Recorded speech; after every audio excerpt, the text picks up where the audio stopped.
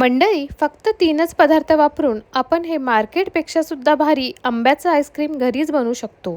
मार्केटचं प्रिझर्वेटिव्हजवालं, भरपूर केमिकल्सवालं आईस्क्रीम खाण्यापेक्षा घरी फक्त 10 मिनिटांमध्ये हे आपण आईस्क्रीम बनवू शकतो आणि त्यासाठी खूप काही सामानाची सुद्धा गरज नाही.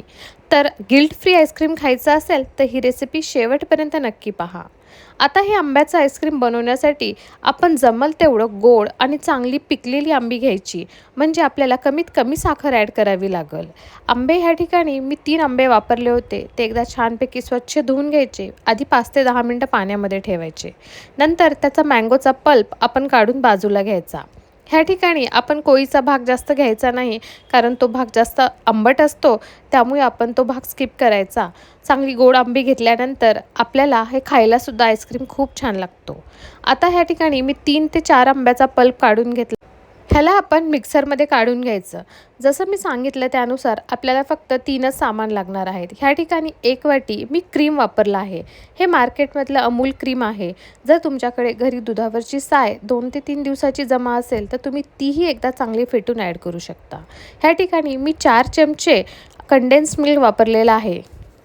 ह्या ठिकाणी तुम्ही साखरसुद्धा वापरू शकता, पण कंडेन्स मिल्कमुळे एक चांगला फ्लेवर आणि एक चांगलं टेक्स्चर येतं. ह्याला मिक्सरमधून चांगलं फाईन पेस्ट करून घ्यायचे. कोणतेही लम्प्स राहिले नाही पाहिजे अशा पद्धतीने. ह्या आईस्क्रीममध्ये फक्त आंबा, क्रीम आणि आपण कंडेन्स मिल्क किंवा त्या ठिकाणी साखर ॲड करूनसुद्धा हे आईस्क्रीम झटपट बनवू शकतो. आता कोणत्याही एअरटाईट कंटेनरमध्ये आपण त्याला काढून घ्यायचं. त्यामध्ये एक नॅचरल क्रंच आणि नॅचरल आणखीन टेस्ट येण्यासाठी आंब्याचे छोटे छोटे काप करून ॲड करायचे आणि त्याला ह्या आईस्क्रीमच्या बॅटरमध्ये व्यवस्थित मिक्स करून घ्यायचं. म्हणजे हे आईस्क्रीम खाताना आपल्याला ते छोटे छोटे आंब्याचे काप तोंडामध्ये आल्यानंतर आणखीनच जास्त हे आईस्क्रीमचं फ्लेवर वाढतो. वरच्या साईडनी परत थोडेसे बारीक बारीक आंब्याचे काप ॲड करायचे. दिसायलाही खूप छान दिसतं. एकदम मार्केटपेक्षा सुद्धा भारी आईस्क्रीम तुम्ही घरीच बनवून खाऊ घालू शकता. आता तुम्ही बघू शकता, फक्त 3 इन्ग्रेडियंट्सला मिक्सरमध्ये टाकलं, त्याची फाईन पेस्ट बनवली. अमूल क्रीम जे आपण मार्केटमधून आणतो त्यामध्ये एक चांगला सॉफ्टनेस असतो, क्रीमीनेस असतो, म्हणून हे आईस्क्रीम खूप छान क्रीमी बनतं.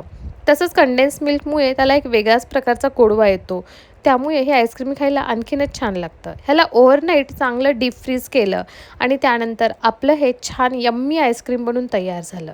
ह्या ठिकाणी तुम्हाला जर काही व्हॅरिएशन्स द्यायचे असतील तर तुम्ही ह्या आईस्क्रीममध्ये काही ड्रायफ्रूट्स, वरच्या साईडने थोडेसे पिस्त्याचे काप तेही ॲड करू शकता. दिसायलाही खूप सुरेख दिसतं आणि खाताना त्याचा क्रंचसुद्धा आईस्क्रीममध्ये खूप छान लागतो. मँगोची आईस्क्रीम बनवण्याच्या खूप वेगवेगळ्या पद्धती आहेत.